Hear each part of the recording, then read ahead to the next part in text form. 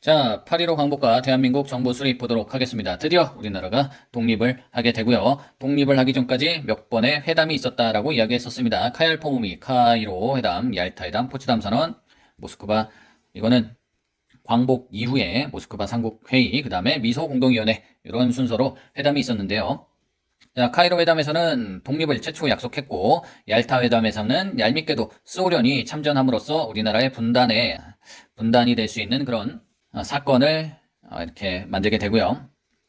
그 다음 포츠담 선언에서는 독립을 재확인했었고, 그 다음에 광복을 맞이하게 됩니다. 그래서 광복을 축하하는 시민들. 자, 그래서 조선 건국준비위원회 위원장 여운형의 모습이 되겠고요. 여운형 선생님이 엔도 총독을 만나서 미리 광복을 준비하고 있었고, 치안과 질서를 유지하게 되고요.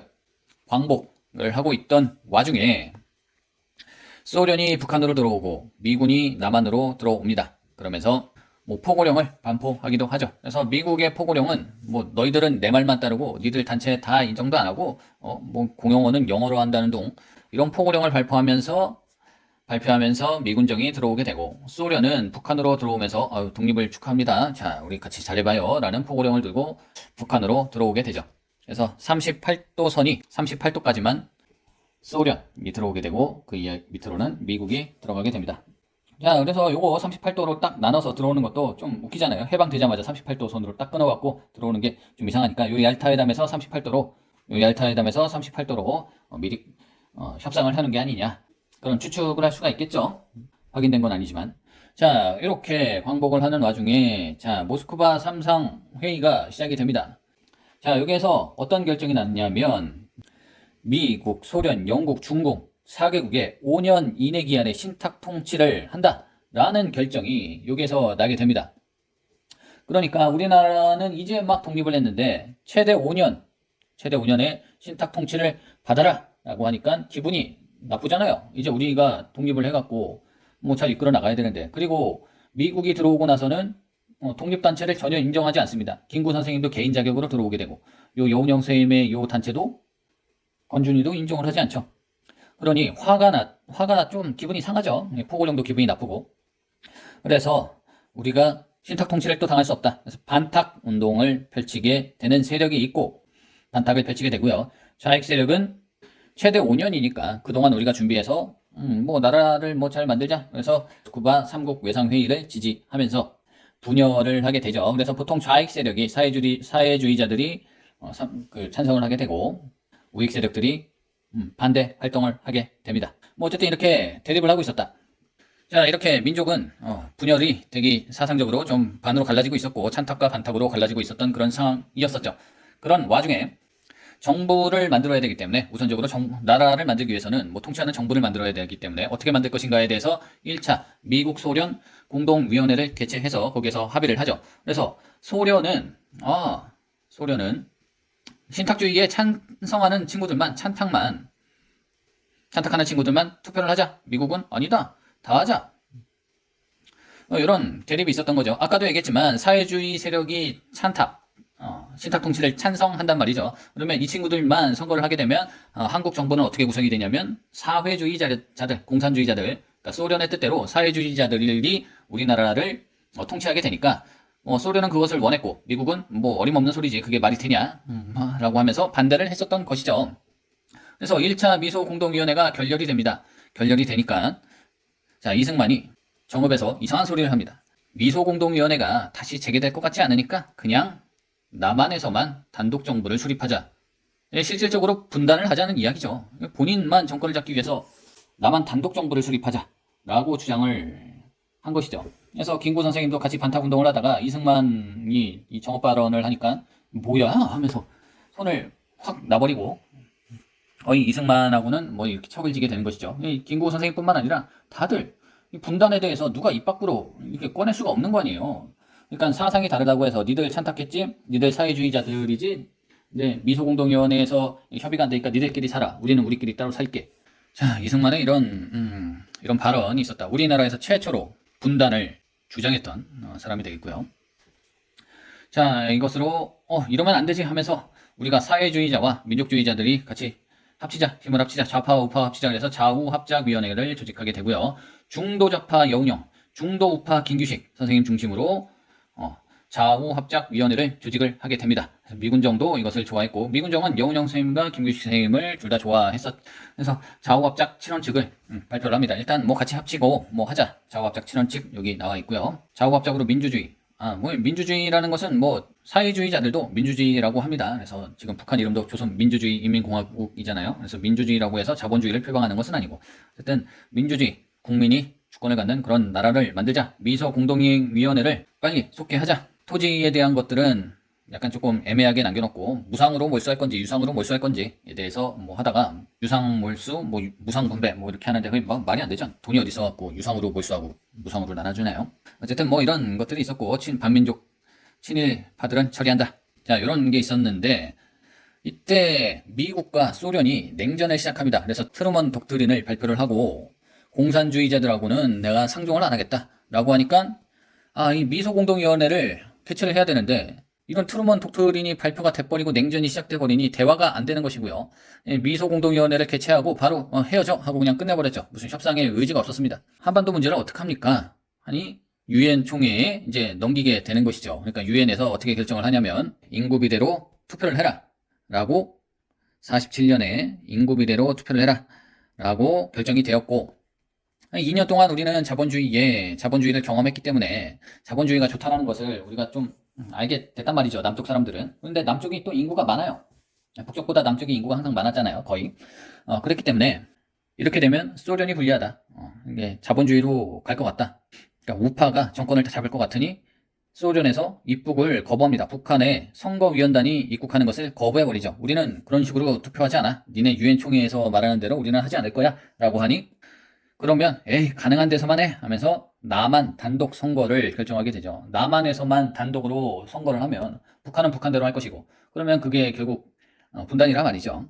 그래서 그렇게 됐고, 이거 안 되겠다, 이거 큰일 난다 라고 생각했던 김구 선생님은 계속 김일성한테 우리 협상해야 되지 않겠냐, 협상하자 라고 했는데, 김일성이 쭉 미루다가 4월달에 5월달에 선거해야 되는데 그 4월달에 오라고 해가지고 김구 선생님이 4월달에 가서 우리 뭐 선거하지 말자 해서 50 총선거에 김구 선생님은 불참하게 되는 거죠.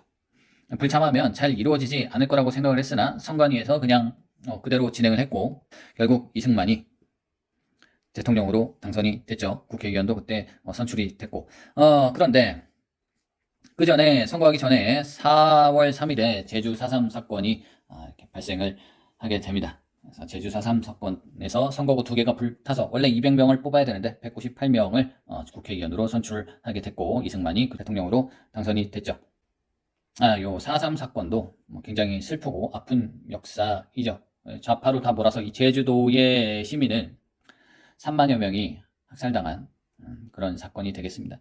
그 사회주의자들이 교란시키기 위해서 뭐 파견이 됐었다. 그래서 남한의 선거를 방해하기 위해서 좌파 세력들이 내려와서 제주도에 숨어들어서 방해하려고 했던 그런 폭동이다 라고 해서 시민들까지 무차별하게 사살을 했던 그런 사건이 되겠고요. 여수 순천에 있는 군대를 제주도로 가서 얘네들을 진압해 라고 했는데, 여수 순천에서 어떻게 국민을 진압하죠? 라고 하면서 반란을 일으켰던 것이 여수 순천 사건이 되겠죠. 여수 순천 사건도 있었고, 이런 제주 4.3 사건도 있었고, 그래서 좌익 세력이 일부 가담을 했으나 무고한 그 시민들이 엄청 많은 희생을 당했었던 그런 사건들이 되겠습니다. 자, 결국 48년 50천 선거를 통해 재헌국회가 만들어지게 되었고요. 헌법을 만드는 국회죠. 재헌국회. 이때 국회의원의 임기는 2년, 재헌국회만, 최초의 국회만 임기가 2년, 대통령은 4년 재임 가능하다. 한 번 재임 가능한 헌법으로 대한민국 정부가 이렇게 탄생하게 됩니다. 그리고 나서 9월 9일에 북한 정권이 수립이 되죠. 김일성은 분단의 책임을 또 안기 싫으니까 일단 남한에서 먼저 만들어, 그 다음에 내가 어쩔 수 없이 만드는 그런 프레임으로 갈게 라고 하면서 분단의 책임을 남쪽에 떠넘기고 8월 15일 이후에 정권을 수립하게 되죠. 아까 얘기했던 여수 순천 사건이 10월 달에 일어나게 되고요. 유엔 총회에서 대한민국 정부를 한반도 내에서 유일한 합법 정부 승인하게 됩니다. 자, 여기 보시면 그때 당선이 무소속이 엄청 많이 됐다라는 것을 알 수가 있겠죠. 그래서 무소속 의원이 많이 당선이 되었고, 이때에 요게 대한촉성국민회가 이승만 당이 되겠고요. 뭐 세력이 컸으나 그만큼 뭐 인기는 있지 않았다라고 봐주시면 되겠습니다. 그리고 이때 이승만은 기록했을 때 세력이 크지 않았으나 김성수, 송진호와 같은, 김성수는 친일파인데 요 사람들과 같은 친일 세력을 좀 흡수를 해서 세력을 좀 키웠죠. 이 사람들이 처음에 김구 선생님을 찾아갔으나 김구 선생님은 친일파들하고 좀 손잡기는 좀 그렇고 나는 친일파 처단을 확실하게 할 겁니다 하니까 이쪽으로 붙었더니 뭐 좋다고 받아들이고 이렇게 세력을 합쳐서 힘을 키웠던 것이죠. 그래서 이렇게 결국 초대 대통령을 하게 됩니다. 자, 친일 청산과 청산 노력이 있었나? 농지개혁 보도록 하겠습니다. 반민족 행위자 처벌을 위한 노력, 법을 집행하고 반민특위를 결성했으나 반민족 행위 특별조사위원회 반민특위를 조직을 하고 이 친일파들을 체포했으나 이 노덕술, 고문기술자, 최린, 김현수 이 사람들 제대로 처벌받은 사람이 없습니다. 그래서 반민특위를 친일 경찰이 습격을 해요. 습격을 하고 다 풀어줘. 그 다음 집행정지를 하고 다 석방을 시켜버립니다. 그러니까 우리나라가 친일파 처단을 제대로 하지 못한 것은 엄청난 큰 잘못이죠. 일부러 이 친일파들과 결탁을 하고 친일파들이 가지고 있는 재산을 또한 그들의 권력을 받기 위해서 처단을 제대로 하지 않았고 이것이 우리나라의 정말 큰 약점이라고 볼 수 있죠. 자, 이렇게 반민특위를 해체하게 됩니다. 그리고 친일파들은 친일 행각을 했던 사람들은 원래 있던 자리로 돌아가서 원래 가지고 있던 재산을 쓰면서 권력을 누리고 그렇게 살았습니다. 그리고 여운형 선생님은 좌우합작 운동을 하시다가 암살당하죠. 암살을 당했고 그래서 좌우합작위원회가 제대로 돌아가지 않았었다. 자, 그리고 김구 선생님은 1949년에 선거 1년 뒤에 안두희라는 청년한테 암살을 당하시고 안두희라는 사람한테 암살을 당하시죠. 그리고 총으로 쏜 다음에 헌병경찰이 바로 데리고 와서 헌병들이 이 사람을 보호해줍니다. 그러면 누가 시켰을까요? 군인들이 보호해주고 금방 풀려나죠. 김구 선생님 암살을 했으나 금방 풀려났고 결국 뭐 군납업체를 하면서 잘 살고 있었는데 박기서라는 운전하시는 분이 정의봉을 들고 가서 안두희를 추적해서 때려서 김구 선생님의 복수를 해줬었죠. 그래서 안두희는 죽게 됐고, 자, 농지개혁 보도록 하겠습니다. 해방 이후에 가장 국민들도 원했었고 가장 잘 돼야 되는 것이 농지개혁과 친일파 처벌이에요. 이 해방되자마자 이 친일파 처벌을 하려고 했으나 실패했고 농지개혁은 유상몰수, 유상분배. 저기 북한은 공산당이니까 무상몰수, 공짜로 뺏어서 공짜로 나눠주는 무상분배를 했었고 우리는 유상몰수, 유상분배를 했었다. 3정보 이상의 농지는 정부가 사들여서 그것을 판매를 했었다. 이런 구체적인 수치까지는 뭐 문제 나오진 않지만 유상몰수, 유상분배였다. 그리고 이런 집가증권을 발급했었다라고 봐주시면 되겠고, 이런 토지개혁 이후에 소작농들이 남의 땅에서 농사 짓는 사람들보다 자기 땅에서 농사 짓는 사람들이 많아졌었다라고 봐주시면 되겠습니다. 자, 북한 정권의 수립, 북한도 정권을 아까 9월 9일 날 수립을 했었고 김일성이 자신의 반대하는 세력을 하나 둘씩 처단해 나가다가 결국 독재 정권으로 가게 되었었다. 자, 문제 풀겠습니다. 강의에 들어갈 장면으로 옳은 것을 골라라. 45년 8월 15일 날 광복을 맞이했었고 얼마 안 있어서 모스크바 3국 외상회의에서 신탁통치를 결정을 했었고요. 신탁통치가 발생이 되니까 어떤 일이 있었죠? 찬탁과 반탁이 서로 싸우는 일도 있었고 그러다가 미소공동의회가 의회에서 소련은 사회주의 찬탁하는 사람들만, 미국은 모두 다 선거를 하자라고 했는데 결의가 되고 그 다음에 이승만이 정읍 발언을 하기도 했었고 정읍 발언을 하고 나니까 위기 의식 때문에 좌우 합작 운동도 있었다. 그 다음에 50촌 선거도 있었고 4.3 사건도 있었고 이런 사건들이 있었죠. 요 가 사이에 있었던 일들을 방금 이야기한 것이고요. 이 중에서 고르면 되겠네요. 자, 1차 미소공동위원회 이거 있었죠. 카얄포 모미 할 때 여기 미가 여기 있는 모스크바 삼상회의 다음에 있었던 일이 되겠고요. 발췌 개헌안 이건 아직 안 배웠지만 정권 수립 이후에 개헌 헌법을 바꿨던 일이 되겠고요. 50총선거 실시 이게 되겠죠. 디귿 50총선거를 실시했고 헌법을 공포했죠.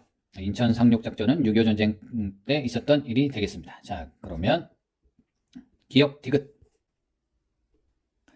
자, 가선거에 대한 설명으로 그런 것은 유엔이 한국임시위원단이 참가한 가운데 역사상 최초의 보통선거 50총선거를 이야기하겠고 김구 선생님은 여기 참여하지 않았고 초대 대통령 이승만과 198명의 국회의원이 당선된 그런 투표가 되겠습니다. 발췌개헌은 이후에 일어나는 일이 되겠고요. 재헌국회, 헌법을 만드는 국회가 선출되었다. 이게 정답이 되겠습니다.